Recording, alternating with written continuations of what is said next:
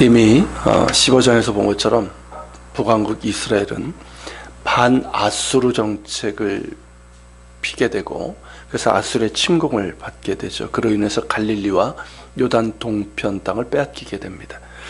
그리고 이제 엘라의 아들 호세아가 반역을 해서 베가를 죽이고 왕위를 찬탈합니다. 호세아 역시 이제 하나님 보시기에 악을 행했지만 그래도 본문에 보면 그 이전에 이스라엘의 여러 왕들 같지는 않았다, 좀 정도는 좀 덜했다, 이렇게 기록하고 있습니다. 호세아는 처음에는 친아수르 정책을 폈습니다. 아수르는 디글라 빌레셋에 이어서 살만 에셀이 왕이 되었는데, 호세아는 그의 종이 되고 조공을 바쳤습니다. 근데 돌연 애굽 왕 소에게 사신들을 보내어 해마다 하던 조공을 아수르 왕에게 바치지 않았습니다.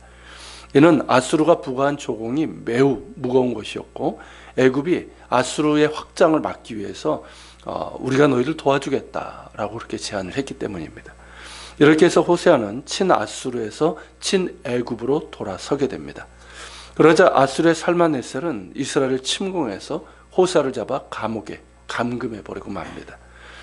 이어서 아수르는 사마리아를 3년 동안 포위하고 이스라엘 전역을 다니면서 그 땅을 유린했습니다. 이어서 사마리아 성을 함락하고 이스라엘 사람들을 사로잡아 아수르로 끌고 가고, 반대로 여러 지역의 사람들을 옮겨다가 사마리아와 북이스라엘 여러 지역에 살게 했죠. 이렇게 혼합 정책을 폈습니다.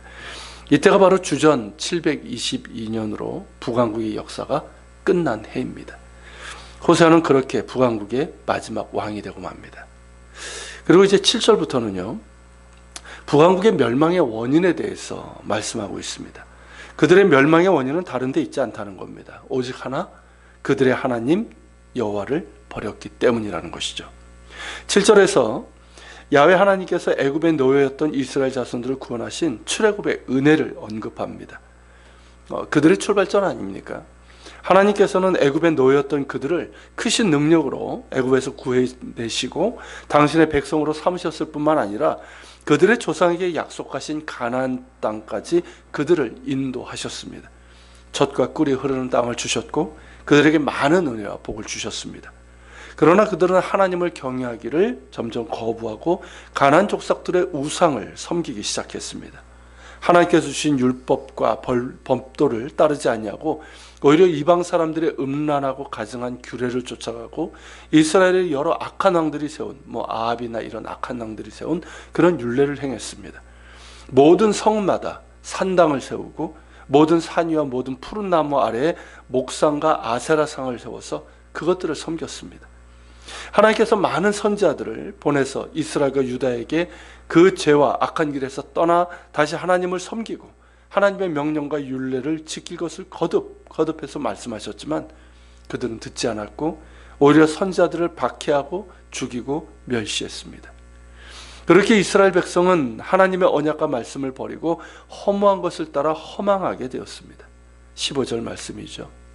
살아계신 하나님을 따라야 될 그들이 허무한 것들을 따랐으니 그들이 허망하게 되는 것은 마땅한 겁니다. 당연한 것이죠. 그들이 허망한 것을 따른 가장 뿌리가 되는 죄가 뭐냐면 16절에서 언급하고 있는 것처럼 북왕국 초대왕 여로보암이 단가베들의 금송아지, 송아지 형상을 만들어서 온 나라를 우상 숭배적인 혼합 종교로 만들어 버린 겁니다. 금송아지가 뭡니까? 결국 예루살렘 성전에 있는 그 법계, 언약계를 대신하기 위해서 만든 건데 결국 살아계시고 거룩하신 하나님을 한낱 금송아지로 만들어버린 원죄입니다. 시작부터 그랬기 때문에 그들은 계속해서 바알과 아세라 그리고 하늘의 1월 성신을 섬기고 심지어 자기 자녀를 불에 태워 몰렉에게 바치는 짓까지 했습니다. 기복적이고 미신적인 복술, 점을 치는 행위죠. 그런 사술들이 성행했고 이 모든 것이 스스로를 파는 겁니다. 17절 중간에 보면 스스로 팔려라고 했는데 이는 그들 스스로 온갖 우상들에게 자신들을 팔아버린 것이죠. 그렇게 해서 그들이 얻은 게 뭡니까? 그것들의 노예가 되었다는 것입니다. 영적으로 있도록 타락한 상태였으니 법적인 정의나 경제 정의 등은 지켜질 수 있었을까요? 전혀 그렇지 않았습니다. 불법과 불의가 성행했고 특히 가난하고 힘없는 백성들이 큰 고통을 당했습니다. 성적으로도 매우 타락했습니다. 이에 대해서 우리는 아모스서, 호세아서 등 이 선서를 통해서 우리가 볼 수가 있습니다. 이렇게 그들은 자신들을 구원하시고 백성으로 삼으신 하나님을 버렸습니다. 거듭 참으시고 선자를 통해서 돌이키라 하셨고 궁유를 베푸셨지만 그들은 끝까지 하나님을 버렸습니다. 결국 그들은 하나님의 진노를 사게 되고 아수르에 의해서 온 나라가 유린당하고 아수르에 멸망하여 아수르의 땅으로 포로로 끌려가 그 땅에는 유다 지파만 남게 됩니다. 즉 가나안 땅에는 남유다만 남게 됩니다. 유다만 남았지만 그들도 하나님의 명령을 지키지 아니하기는 마찬가지였습니다. 그들은 하나님의 명령을 따르기보다는 북왕국 이스라엘 사람들이 만든 관습을 따라 행했고 그 악한 행위를 돌이키지 않으면 그들 역시 멸망당하고 말 것입니다. 이런 이스라엘 역사인데 여러분, 이스라엘 역사에서 우리는 무엇을 배울 수 있을까요? 우리가 곧 이스라엘은 아니지만 우리 역시 예수 그리스도 안에서 하나님의 언약 안에 있게 된 하나님의 자녀들입니다. 그 무엇으로도 갚을 수 없는 은혜를 받았고 하나님께서 우리에게 주신 은혜와 사랑은 이루 말할 수가 없습니다. 그러나 지금 우리의 모습은 어떠하며 또한 한국교회의 모습은 어떠합니까? 정말 오직 예수 그리스도만 주인 되시고 주님의 말씀 그 복음을 따르고 있다고 할 수 있는지요? 오직 하나님만을 사랑하며 경외하는 가운데 거룩한 나라요 또 세상 가운데 하나님을 드러내고 전하는 제사장 민족으로 살아가고 있다고 할 수 있는지요? 자신 있게 말하지 못하는 지금의 이 상황에서, 이 위기에서 우리가 이스라엘 역사 속에서 배워야 할 것이 있다면 그것은 다름 아닌 하나님을 경외하는 것이 우리의 최고의 것이 되어야 한다는 것입니다. 하나님을 우리의 온 마음으로 사랑하고 경배해야 된다는 것이고 하나님 아닌 것들을 하나님처럼 삼고 있는 모든 우상들을 다 무너뜨려야 된다는 겁니다. 세상의 교훈과 가치가 아닌 하나님의 말씀, 곧 예수 그리스도의 복음을 따르고 하나님 나라의 가치를 붙잡아야 한다는 것입니다.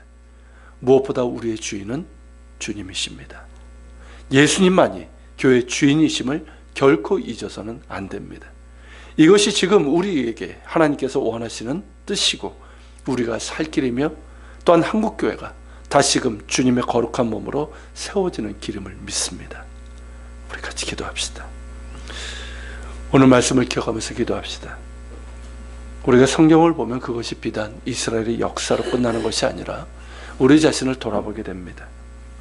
이스라엘 백성들이 그렇게 큰 은혜를 받았음에도 하나님을 저버린, 결국은 하나님을 저버린 그 대가를, 스티슨 대가를 그들이 치렀는데 하나님, 지금 우리가 또 한국교회가 그런 길을 가고 있는 것 아닌지요?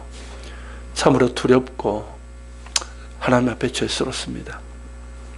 주님, 오늘 말씀을 기억하면서 우리 자신을 더 먼저 돌아봅니다.